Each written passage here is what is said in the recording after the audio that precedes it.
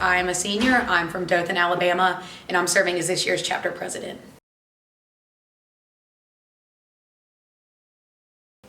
St. Jude did play a role in my choosing Tridel. Growing up, my mom and dad were always donors to St. Jude, and I remember every year, throughout the year, getting the flyers and reading about the children and their stories, and my mom and dad always impressed upon us how thankful we should be to be well and healthy, and that other kids weren't always afforded the opportunities and the health that we had, and that it was important for us to do what we could to help them get well sooner.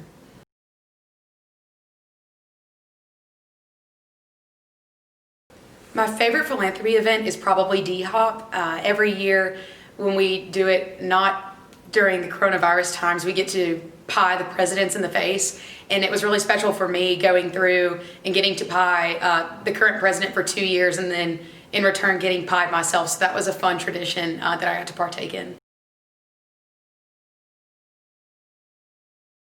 We share videos every year during recruitment, kind of showing the heart behind St. Jude and sharing some of the families' stories that have been impacted.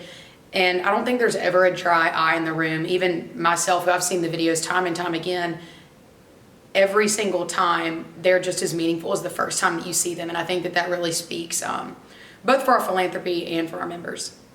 I think one thing that's really special about St. Jude is that they refer to it as a campus. They don't refer to it as a hospital. And I remember the first trip I took to St. Jude when I was a freshman, not really knowing what to expect. Would it be sad? Would it be somber? Would it be cold? Would it have the weird hospital smell? Because we all know that hospitals have a weird smell. St. Jude was happy. It was colorful. Everything was decorated really creatively. It was welcoming. It didn't smell weird. It truly was happy. I mean, of course, to see a child being carted through on their way to treatment was definitely something that kind of put my perspective in check.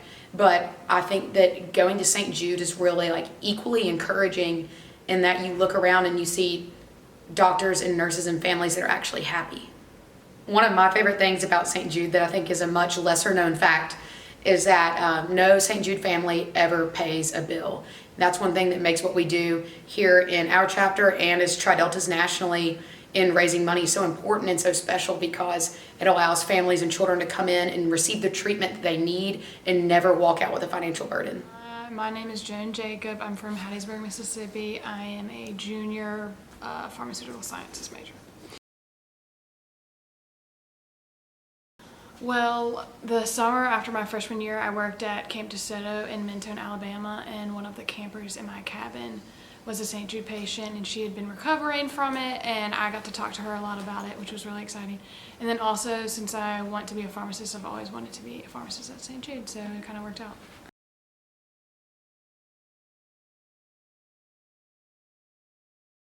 I love getting the text from somebody saying, I really enjoyed getting to raise this money. Like, I got a text yesterday, it was like, hey, like, I've really found out ways that I can fundraise. Is there a way that I can teach other people how to do it? And so it's not just me doing it, it's everyone coming together for it, and then it's also for a great cause.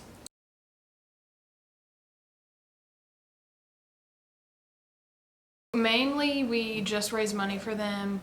Last year during a recruitment workshop, the recruitment chairs actually made Valentine's Day little treats and happies and cards for all the patients. But we can't like do service projects like on the St. Jude campus, so most of the time we do them here and then send them to St. Jude.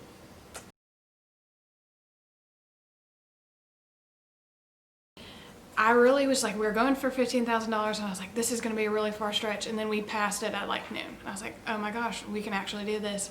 So we kept going, and we kept doing a bunch of texting, and I would text people and be like, hey, we're almost to 30,000, let's keep going. And then we were almost to 35. And like, I remember I was watching The Bachelorette, and like 9 o'clock at night, it was like 37,000. And then like 2 hours later, I looked and it was over 50, and I was like, wow.